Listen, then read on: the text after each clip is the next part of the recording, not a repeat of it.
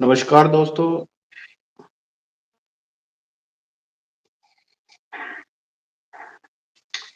नमस्कार दोस्तों। हाँ जी। कुछ साथी और जुड़ जाते हैं। आज का जो हमारा टॉपिक रहेगा वो इज़राइल से संबंधित रहेगा और कुछ एक आपके क्वेश्चंस भी लेने की कोशिश करेंगे। लेकिन पहले जो मुझे पता है, मैं पहले वो बताऊँगा। सबसे पहले तो कुछ दिन पहले हमने आपको बताया था कि जो लखनऊ में, उत्तर प्रदेश में जो इज़राइल के लिए स्किल टेस्ट हुआ था, तो उसके लिए कौन पास हुआ है, कौन पास नहीं हुआ है, अगर आप ये जानकारी लेना चाहते हैं, तो आप वहाँ के असिस्टेंट लेबर कमिश्नर के ऑफ़िस जाकर के पता कर सकते हैं। और वहाँ जाकर के आप अपना नाम चेक कर सकते हैं और उससे आपको ये कन्फर्म हो जाएगा लखनऊ में जो आपने इज़राइल के लिए जो स्किल टेस्ट दिया था, उसमें आप पास हुए या पास नहीं हुए। तो ऐसा आप कर सकते हैं अगर आपने लखनऊ में टेस्ट दिया था। आप लखनऊ के किसी भी डिस्ट्रिक्ट में, हर डिस्ट्रिक्ट पे डिस्ट्रिक्ट हेडक्वार्टर होता है, वहाँ पर एएलसी का ऑफ़िस होता है, वहाँ जाके आप पता कर सकते हैं। ऐसा मैंने कन्फर्म किया था जो लेबर सेक्रेटरी हैं यूपी गवर्नमेंट के, उनसे मेरी बातचीत हुई थी और उन्होंने मुझे बताया था कि लखनऊ में जो इज़राइल के लिए स्किल टेस्ट हुआ था, उसके लिए ऐसा आप पता कर सकते हैं। अब बात आते हैं हरियाणा के रोहतक में। हरियाणा के रोहतक में भी पिछले महीने जैसे टेस्ट हुआ था, 16 तारीख से शुरू हुआ था और कई दिन लगातार वो चलता रहा, यानी कि लखनऊ से पहले। और बहुत सारे साथी कमेंट करके ये पूछ रहे थे कि जी रिज़ल्ट कब आएगा, रिज़ल्ट कब आएगा? तो मैं आपको जानकारी दे दूँ कि पूरे हरियाणा में अभी तक जो लिस्ट सामने आई है, उसमें 100 कैंडिडेट्स का जो है सिलेक्शन हुआ है, अभी तक। अब ये पहली लिस्ट है या इसके बाद कोई और लिस्ट भी आएगी, उसके बारे में अभी जानकारी नहीं है। मुझे सिर्फ़ जानकारी है कि हरियाणा के अंदर जो शायद 550 के करीब स्किल टेस्ट जिन्होंने रोहतक में हुआ था, उसमें पास अ, व वैसा कह रहे थे कि इन्होंने स्किल टेस्ट पास कर दिया। उसके बाद वो एनएसडीसी ने फिर वो इज़राइल के बंदों को भेजा, वहाँ से फिर वो जो है आगे उन्होंने अपना डॉक्यूमेंटेशन या उनका अपना कोई तरीका होता होगा, वहाँ उन्होंने पता किया। तो में हरियाणा से जो संबंधित है, उसमें 100 ऐसे लोग हैं, जिनको एनएसडीसी ने हरियाणा के हरियाणा रोज़गार कौशल निगम को लेटर लिख कर के उनके बाकायदा नाम भेज दिए हैं और उनमें से रोहतक के 27, क्योंकि मैं आज रोहतक में ही सिविल सर्जन के ऑफ़िस गया था और सिविल सर्जन के ऑफ़िस में मैंने सिविल सर्जन से डॉक्टर अनिल बिरला हैं, उनसे मेरी बातचीत हुई थी। उन्होंने मुझे बताया कि रोहतक के उनमें से 27 लोग हैं और हमें 27 लोगों का यहाँ पर उनका एक मेडिकल जो है टेस्ट लेना है, एक मेडिकल फिटनेस टेस्ट। अब इसके बारे में कुछ ख़ास बातें हैं, जो मैं आपको बताऊँगा। वो जो परफ़ॉर्मा है, वो मेरे पास है। उसके अंदर लिखा हुआ है कि ये कॉम्प्रिहेंसिव आपका मेडिकल टेस्ट होगा। कॉम्प्रिहेंसिव मतलब बहुत डिटेल्ड।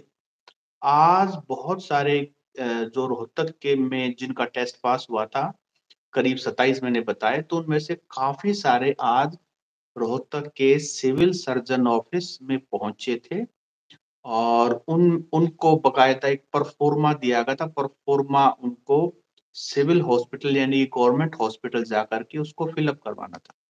बहुत लेंदी है। 4 उसके अंदर 3-4 पेज हैं, जिनमें आपका चेस्ट का एक्स-रे भी है, आपका वैक्सीनेशन हुआ है, नहीं हुआ है, आपको किसकी एलर्जी है, किस चीज़ की आपका आपका जो है एक्स-रे भी होगा, आपका आँखों का भी होगा, ब्लड टेस्ट भी होगा, इतना सारा रूटीन में जो हमारा सरकारी नौकरी लगती है, उसमें भी मेडिकल टेस्ट होता है। लेकिन ये जो इज़राइल के लिए मेडिकल आया है, इसके लिए आपको बहुत पेशेंस रखना पड़ेगा। आज जो कैंडिडेट सुबह रोहतक के गवर्नमेंट हॉस्पिटल गए थे, उनका वो मेडिकल पूरा नहीं हो सका। इतना लंबा प्रोसेस है, बहुत लंबा। और जैसा कि आप जानते हैं सरकारी अस्पताल में डॉक्टर्स की एक तो पहले ही टोटा है, फिर वो धीरे-धीरे काम करते हैं। तो आज शायद किसी का भी पूरा नहीं हो सका।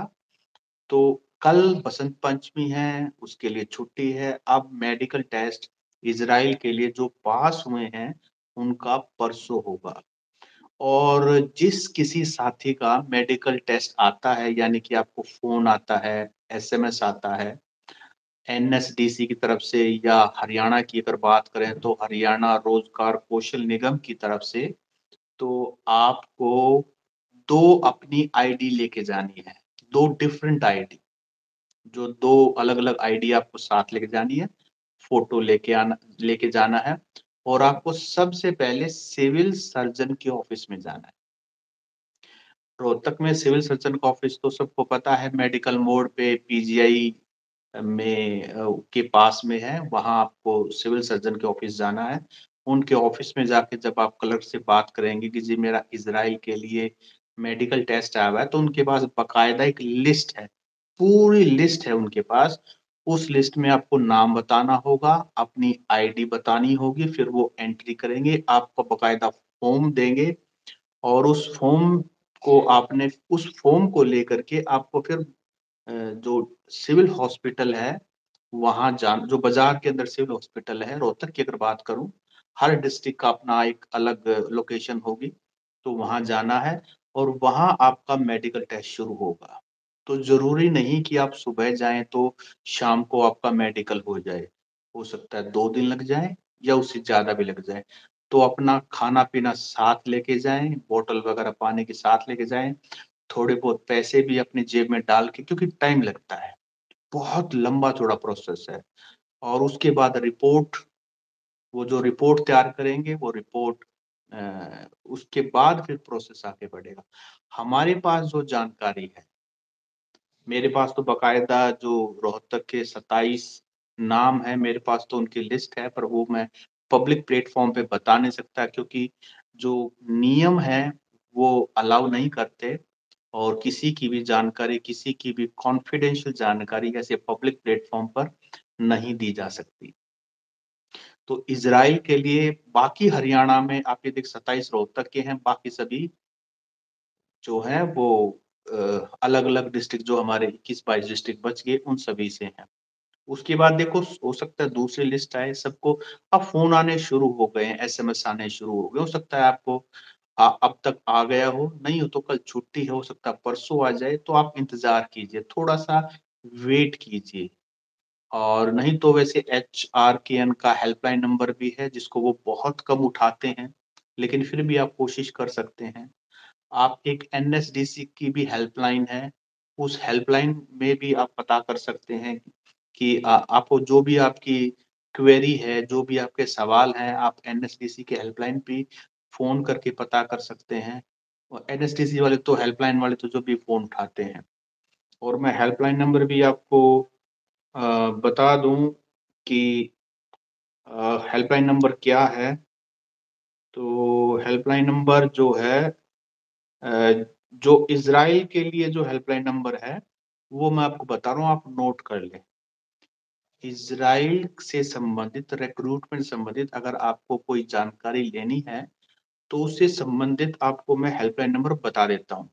हेल्पलाइन नंबर है 80699 डबल 55522। एक बार मैं रिपीट कर देता हूँ, 80699 55522 ये हेल्पलाइन नंबर है। आप इस हेल्पलाइन नंबर पे कॉल करके अपनी डिटेल बता सकते हैं और वहाँ से भी आप जानकारी ले सकते हैं। इसके अलावा एचआरकेएन की वेबसाइट पे जाकर के हरियाणा रोज़गार कौशल निगम की वेबसाइट पर जाकर भी आप पता कर सकते हैं उनसे, उनको फ़ोन करके। हालाँकि वो फ़ोन बहुत कम उठाते हैं, क्योंकि जब से इज़राइल का टेस्ट हुआ है, मैं भी 8-10 दिन लगातार अलग-अलग टाइम पे कोशिश कर चुका हूँ। मेरा फ़ोन उन्होंने कभी नहीं उठाया। लेकिन मैंने इज़राइल हेल्पलाइन नंबर पे फ़ोन किया, उन्होंने पहली कॉल में ही मेरा नंबर उठा लिया। तो अब पता नहीं उसका कारण क्या है, लेकिन ये जानकारी है। तो ये जो आज लाइव करने का मकसद था मेरा, लाइव करने के 2-3 मकसद थे। एक तो आप लोगों के कमेंट जो है लगातार आ रहे हैं और उनमें से कमेंट जी बिहार में कब होगा? देखिए, मैं एक पत्रकार हूँ और मेरा काम सही जानकारी देना है। कुछ भी जानकारी देना नहीं है, गलत जानकारी देना मेरा काम नहीं है। म मेरे पास इन्फॉर्मेशन होगी, वो इन्फॉर्मेशन मैं यूट्यूब के माध्यम से आप लोग जुड़े हुए हैं, आप लोग बड़े विश्वास के साथ, बड़ी ज़रूरतमंद आम परिवारों से हैं आप, मैं समझता हूँ इस बात को। लेकिन मेरे पास अभी अगली रिक्रूटमेंट, अगली भर्ती कहाँ होगी, हरियाणा में दूसरी भर्ती कब होगी, यूपी में कब होगी, अभी कोई जानकारी नहीं है मेरे पास। कोशिश की जा रही है कि जानकारी पता लग जाए, लेकिन अभी तक कोई भी जानकारी नहीं है। हमने एक वीडियो बनाया था जिसमें हमने कहा था कि हरियाणा और यूपी के बाद 5 और स्टेट्स में होगा, वो खबर टाइम्स ऑफ इंडिया, इंग्लिश का राष्ट्रीय अखबार है, उसके अंदर आई थी। उसी के बेस पर हमने वो वीडियो बनाया था। बिहार में कब होगी, गुवाहाटी में कब होगी, मध्य प्रदेश में कब होगी, इसकी अभी तक जानकारी नहीं है। अभी तक हमारे पास जो जानकारी है मैं उसको रिपीट कर देता हूँ। हरियाणा में 100 लोगों का पहली लिस्ट जारी हुई है। उस लिस्ट में 100 कैंडिडेट्स का सिलेक्शन हुआ है, जिनमें से 27 अ, रोहतक के हैं और इन 100 कैंडिडेट्स का मेडिकल टेस्ट होगा। मेडिकल टेस्ट के लिए आपको सिविल सर्जन के ऑफ़िस जाना होगा। वहाँ आप 2 अपनी आईडी लेके जाएँ, फ़ोटो लेके जाएँ और पानी, खाना-पीना साथ लेके जाएँ, क्योंकि लंबा चलेगा और बहुत हो सकता है पूरा दिन आपका लग जाए, 2 दिन लग जाएँ। तो उस माइंडसेट से जाना, ऐसा नहीं कि 2-3 घंटे में फ्री हो जाएँगे, क्योंकि बहुत लंबा आपका मेडिकल टेस्ट होने वाला है। क्योंकि आखिरकार आपको हर देश के अपने-अपने एक नियम होते हैं, तो बहुत डिटेल्ड में है। तो बाकायदा इसके बाद आप हमारे पास जो भी इज़राइल की भर्ती से रिलेटेड कन्फर्म्ड जानकारी होगी, पुख्ता जानकारी होगी, सिर्फ़ वही बताएँगे। ऐसी बहुत सारी मेरे पास इन्फॉर्मेशन आती है, लेकिन जब तक कन्फर्म ना हो जाए, 2 जगह से मैं उसको क्रॉस चेक ना कर लूँ, मैं कोई भी जानकारी साझा नहीं करता।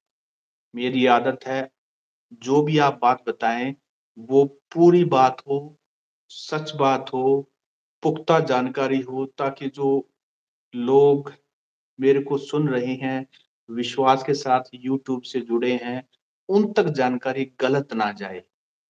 तो आज के लिए इतना ही, बाकी आप लोगों के कमेंट हैं, मैं एक बार कमेंट को दोबारा देख लेता हूँ। अगर कोई कमेंट मुझे लगता है कि ऐसी कोई जानकारी जो आप लोग पूछना चाहते हैं, जैसे सर मेडिकल, सबसे पहले गुड इवनिंग सर, मेरा नाम आ चुका है लेकिन मेडिकल कहाँ होगा? नहीं, अगर आपका नाम आ चुका है तो जिस डिस्ट्रिक्ट से आप हैं, जैसे आप अगर यमुनानगर से हैं तो यमुनानगर के डिस्ट्रिक्ट हॉस्पिटल में होगा, सिविल सर्जन के ऑफ़िस जाना होगा।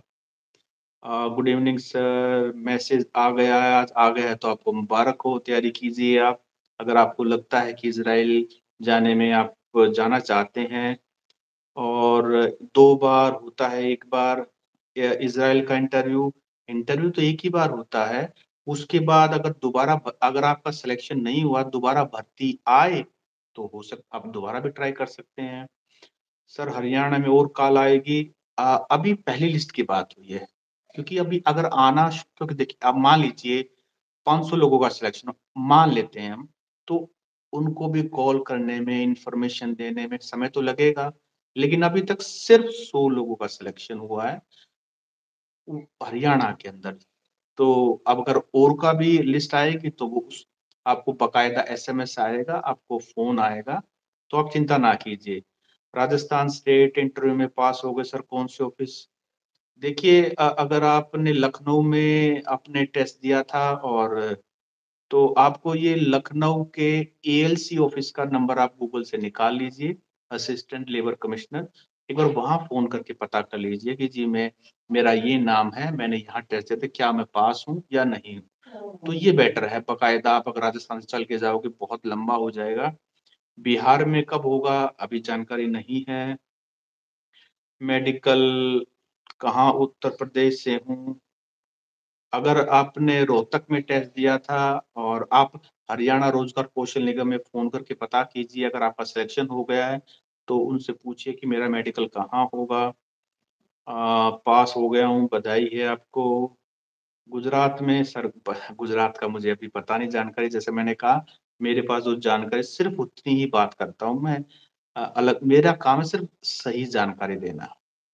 गलत जानकारी देना मेरा काम नहीं है, किसी आपको इधर-उधर की कोई भी नहीं, मेरा काम है सिर्फ़ मैं एक पत्रकार हूँ, सिर्फ़ जानकारी देना ही मेरा काम है। उसके अलावा आप जाना चाहें जाएँ, नहीं जाना चाहें नहीं जाएँ, ये आपकी मर्ज़ी है। अ, मेडिकल टेस्ट होने के बाद दोबारा से इज़राइल में देखो इसकी जानकारी नहीं है कि दोबारा मैं मुझे लगता है कि अगर आपका यहाँ हो गया हरियाणा सरकार ने कर दिया, भारत सरकार ने, उसके बाद वहाँ जाने के बाद एक फ़ॉर्मेलिटी के लिए कोई इंश्योरेंस वग़ैरह होगा, तो अगर हो, तो मैं कह नहीं सकता, लेकिन उसकी जानकारी अभी नहीं है। इंडिया में मेडिकल ये अरविंद कुमार जी ने बहुत बार कर दिया। सर वापिस कब तक आएगा? वीज़ा कब तक आएगा? कोई जानकारी नहीं है। मैंने कहा ना मेरे पास जानकारी नहीं है, तो मैं नहीं बताऊँगा।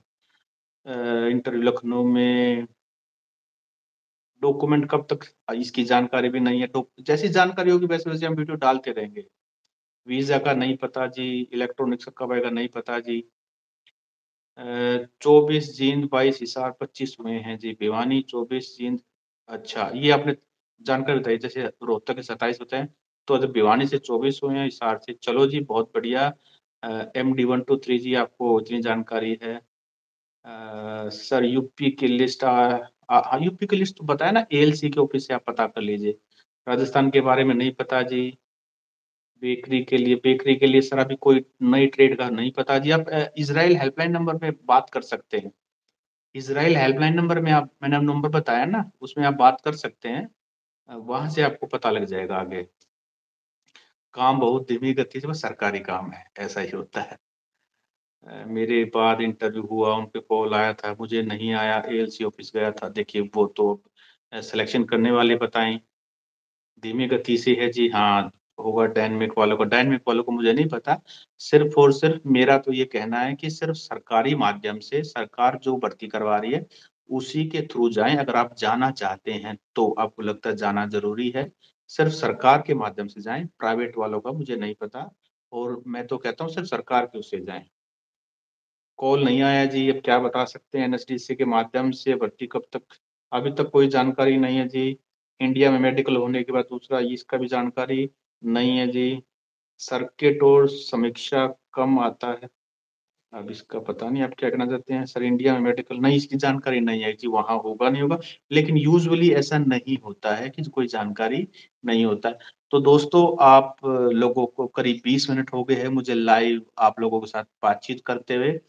मैं आपको फिर एक बात कहता हूँ, मैं सिर्फ़ और सिर्फ़ जितनी जानकारी मेरे पास थोड़ी जानकारी होती है, लेकिन वो जानकारी पुख्ता होती है, वो जानकारी सही होती है, वही मैं आपको प्रोवाइड करूँगा। उसके अलावा कोई गलत जानकारी या किसी और नियत से मैं आपको जानकारी नहीं दे रहा, सिर्फ़ और सिर्फ़ जानकारी आप लोग आम परिवार से हो, ज़रूरतमंद हो, आपको सही जानकारी मिले, सिर्फ़ यही मेरा ध्येय है, यही मेरा गोल है।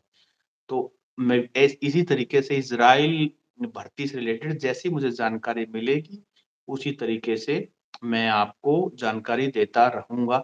और कई साथी फ़ोन भी कर देते हैं, तो कोशिश कीजिए कि फ़ोन ना करें, क्योंकि ज़्यादातर मैं फ़ोन नहीं उठा पाता हूँ और क्योंकि फ़ोन इस तरह से उठाऊँगा तो बड़ी दिक्कत हो जाएगी। वैसे तो मैंने अपना फ़ोन नंबर शेयर नहीं किया हुआ, लेकिन कुछ साथियों के पास मेरा फ़ोन नंबर फिर भी पता नहीं शायद कहाँ से निकाल लिया। तो अगर फिर भी आपको मेरे पास मेरा फ़ोन नंबर है, तो ज़्यादा से ज़्यादा व्हाट्सएप, एसएमएस कर दें, उसका मैं जवाब दे दूँगा, फ़ोन ना करें, क्योंकि बड़ा मुश्किल हो जाएगा इस तरह से डील करना।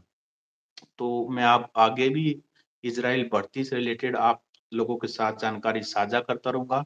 आपका बहुत-बहुत धन्यवाद। नमस्कार।